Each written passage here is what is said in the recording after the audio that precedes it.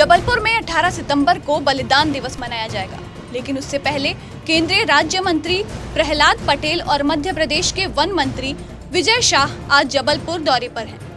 दोनों मंत्रियों ने आज गोंड राजा शंकर शाह और रघुनाथ शाह के बलिदान स्थल का भ्रमण किया। इस दौरान केंद्रीय मंत्री प्रहलाद पटेल ने राजा शंकर शाह और रघुनाथ शाह की प्रतिमाओं को माला पहनाई और साथ ही बलिदान स्थल और बंदी गृह का भी निरीक्षण किया। इस मौके पर केंद्रीय राज्य मंत्री प्रहलाद पटेल ने क्या कहा, आपको सुनाते हैं। आज़ादी के 75वें वर्ष में भारत सरकार ने अमृत महोत्सव मनाने की घोषणा की है और 15 अगस्त 2021 के 75 सप्ताह पहले ये कार्यक्रम शुरू हुए। प्रधानमंत्री जी का बिल्कुल स्पष्ट निर्देश था, ऐसे लाखों लोग हैं जिनने बलिदान बढ़ा दिया लेकिन उनकी चर्चाएं कम हैं। आज़ादी का 75 वर्ष है तो हम कम से कम उनका स्मरण करें, तब आने वाली पीढ़ी जो आगे है उसको जान पाएगी। पूरे इस क्षेत्र में पूज्य रघुनाथ साहब और शंकर साहब से बड़ा बलिदान की घटना आपको मिलेगी नहीं। बलिदान में कोई तुलना नहीं होती है, लेकिन इतनी पुरानी विरासत, मुझे इस बात की खुशी ज़रूर है कि हमारे पार्टी के प्रदेश अध्यक्ष ने कल ऐलान किया है कि 18 तारीख को स्वयं गृह मंत्री यहाँ पधार रहे हैं।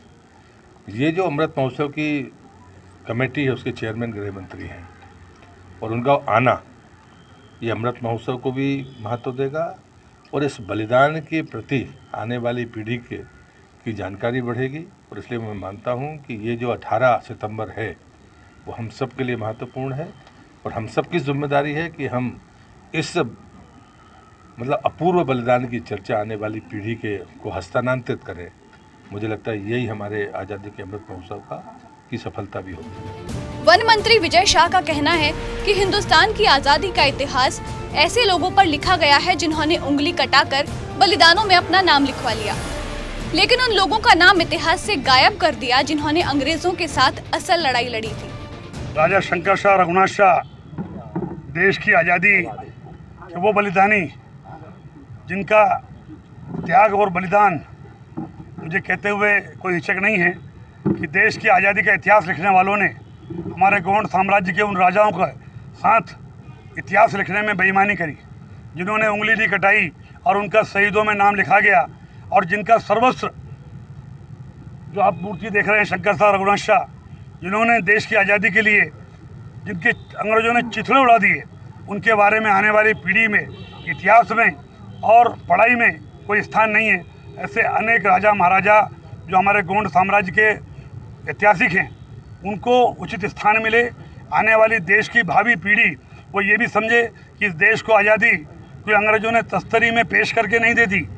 हजारों हजार लोगों ने बलिदान दिया है और उसमें आदिवासियों का भी और राजाओं का बलिदान भी अविस्मरणीय है। उनकी स्मृति को आने वाली पीढ़ियों के लिए चिरस्मरणीय बनाने के लिए माननीय मुख्यमंत्री जी ने और हम सब लोगों ने ये डिसाइड किया है कि यहाँ पर आसपास जहाँ पर उनको राजा को बंदी बना के रखा था, शंकर शाह, रघुनाथ शाह को, बेटे और पिता को जहाँ बंदी बना के रखा, उनको ऐतिहासिक संग्रहालय का रूप दिया जाएगा। कोशिश करे जाएंगे उनसे जुड़ी हुई वो तमाम चीज़ें जो उस समय की पुरातत्व महत्व की थी उनको वहाँ इकट्ठा करें और एक अच्छा ट्राइबल सांस्कृतिक केंद्र, चाहे ऑडिटोरियम हो, चाहे ओपन थिएटर हो, चाहे ट्राइबल संस्कृति को जिंदा रखने के सारे उपकरण। संरक्षण संघ के साथ कई संगठन 1990 से एक साथ काम करते आ रहे हैं। 1980 से आज का 2021, एक लंबे अंतर के बाद में एक आवाज़ गई है केंद्र सरकार की तरफ। इस देश में 1857 की क्रांति तो हुई, अनेकों राजा महाराजाओं ने अपना आहूत इस देश के लिए किया, लेकिन आदिवासियों में गोंड समाज का जो बलिदान था, 1857 की जो क्रांति थी, खूब लड़ी मर्दानी, वो तो झांसी वाली रानी सबने कहा, लेकिन खूब लड़े गोंडवाना के लोग आज तक किसी ने नहीं कहा। तो आज ऐसा लग रहा है आज की तारीख में कि केंद्र सरकार को जो आवाज़ गई है, प्रदेश सरकार को जो आवाज़ गई है आदिवासियों की, उससे ऐसा लगता है कि गोंडवाना साम्राज्य के अमर शहीद राजा शंकर शाह और रघुनाथ शाह की शहादत को अब सम्मान मिलेगा। आपको बता दें कि 18 सितंबर को शंकर शाह रघुनाथ शाह के बलिदान दिवस के मौके पर देश के गृह मंत्री अमित शाह जबलपुर आ रहे हैं और वो बलिदान दिवस के मौके पर आयोजित कार्यक्रम में भी शामिल होंगे।